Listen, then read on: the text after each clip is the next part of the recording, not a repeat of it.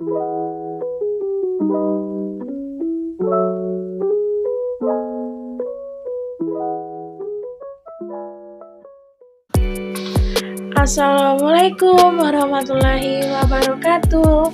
Halo teman-teman, kembali lagi bersama saya Putri Ayu Indriani dengan NPM A1J021056.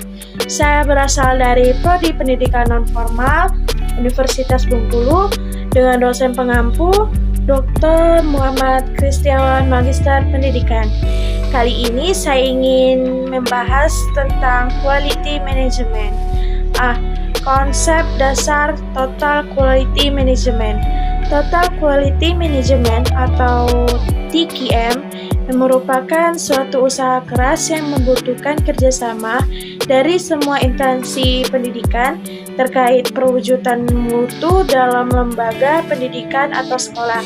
Pada awalnya, Total Quality Management berasal dari dunia bisnis dan diterapkan khusus pada dunia perusahaan saja. Tetapi seiringnya berjalannya waktu, Total Quality Management juga diterapkan dalam dunia pendidikan atau sekolah. B. Pengertian dari Total Quality Management.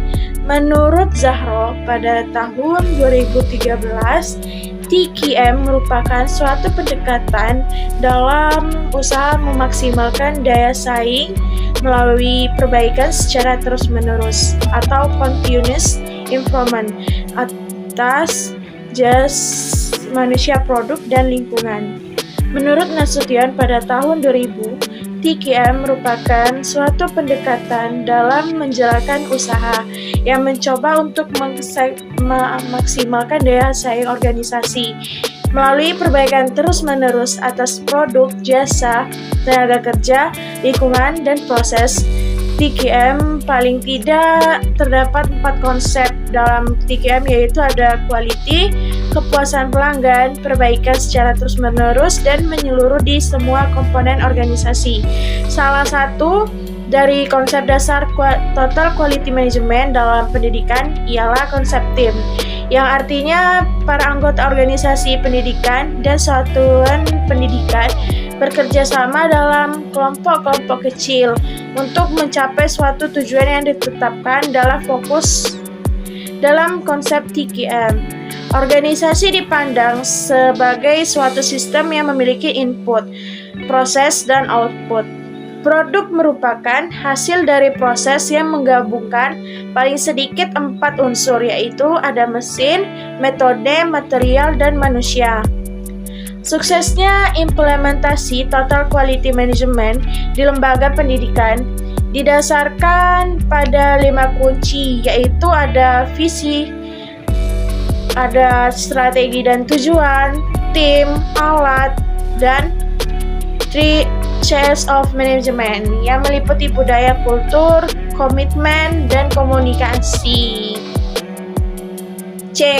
Pemikir Total Quality Management. Yang pertama ada menurut Edward Deming pada tahun 1990 sampai 1993, ada J.M. Juran pada tahun 1904-2008, ada Armand V. Feigelman pada tahun 1992, ada Philip pada tahun 1926 sampai 2001. D. Implementasi Total Quality Management di lembaga pendidikan. Mutu dapat diukur dari kepuasan pelanggan atau penggunaan pendidikan.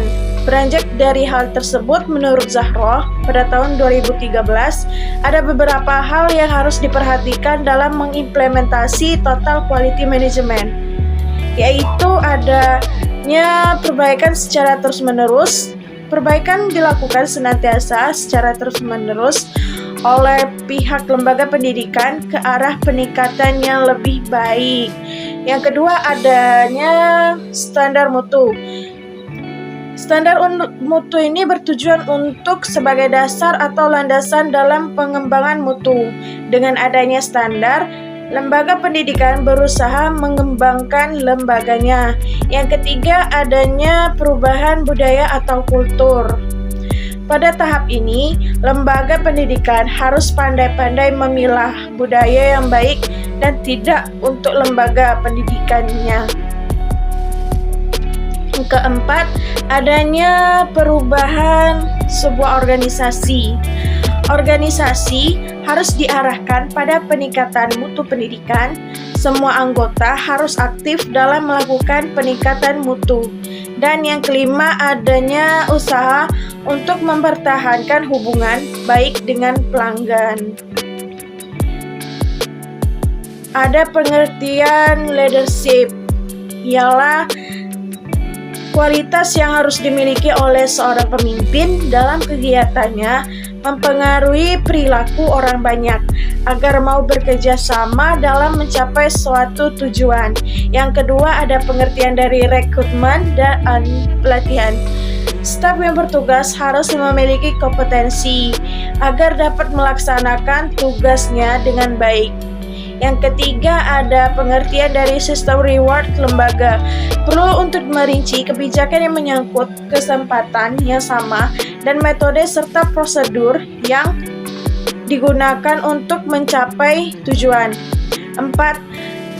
Adanya aturan organisasi keberhasilan penerapan TKM dalam lembaga pendidikan lebih banyak disebabkan oleh sistem dan prosedur yang diorganisir dan didesain secara komprehensif dan terintegrasi dalam suatu ketentuan yang disepakati dan dapat dilaksanakan secara konsisten dan terpadu. 5. Adanya budaya kerja setiap orang dalam lembaga bekerja sama dalam mendukung proses transformasi dalam suasana saling menghargai, saling mempercayai, saling pengertian, dan saling membantu untuk mencapai suatu tujuan yang kita inginkan. F. Pilar dari Total Quality Management. Ini menurut Cranch and Curtin pada tahun 1962 mengungkapkan bahwa terdapat adanya 5 pilar penting dalam keberhasilan TKM, yaitu yang pertama ada organisasi, kedua kepemimpinan, yang ketiga ada komitmen, yang keempat ada proses, yang kelima ada produk. F. Hambatan implementasi Total Quality Management di lembaga pendidikan.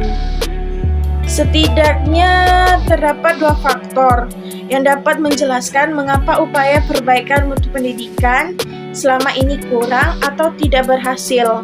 Menurut Zahro pada tahun 2013,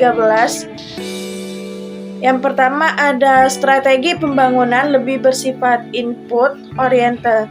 Yang kedua, pengelolaan pendidikan selama ini masih bersifat makro oriented yang diatur oleh jajaran birokrasi di tingkat pusat. Menurut Sarah, pada tahun 1989 mengungkapkan 8 faktor penting bagi praktek manajemen mutu, yaitu ada yang pertama role of management leadership and quality policy. Yang kedua ada role of the quality department. Yang ketiga ada training. Yang keempat ada product atau service design. Yang kelima ada supplier quality management. Yang keenam ada process management. Yang ketujuh ada quality data and reporting, and 8 ada employer relation. G. Filosofi baru. Menurut Prawirosentono pada tahun 2007 dalam bukunya yang berjudul Filosofi Baru tentang Manajemen Mutu Terpadu, bahwa para manajer atau pemimpin harus membuat produk dengan mutu yang sesuai dengan kebutuhan masyarakat. Manfaat dalam penerapan TKM dalam organisasi pendidikan dapat meningkatkan efisiensi, mengurangi biaya, memperbaiki moral dosen, karyawan, dan siswa, meningkatkan produktivitas, mengurangi pengerjaan ulang, memperbaiki proses, mencapai kerjasama yang baik, memperbaiki komunikasi karyawan, mengurangi masa mutu, memperbaiki kesadaran mutu, pendokumentasian sistem mutu, memperbaiki sistem mutu, memenuhi kepuasan stakeholder lebih baik, memperbaiki keyakinan stakeholder, dan memperbaiki citra publik. Baiklah, itu saja yang dapat saya bahas dalam materi kali ini.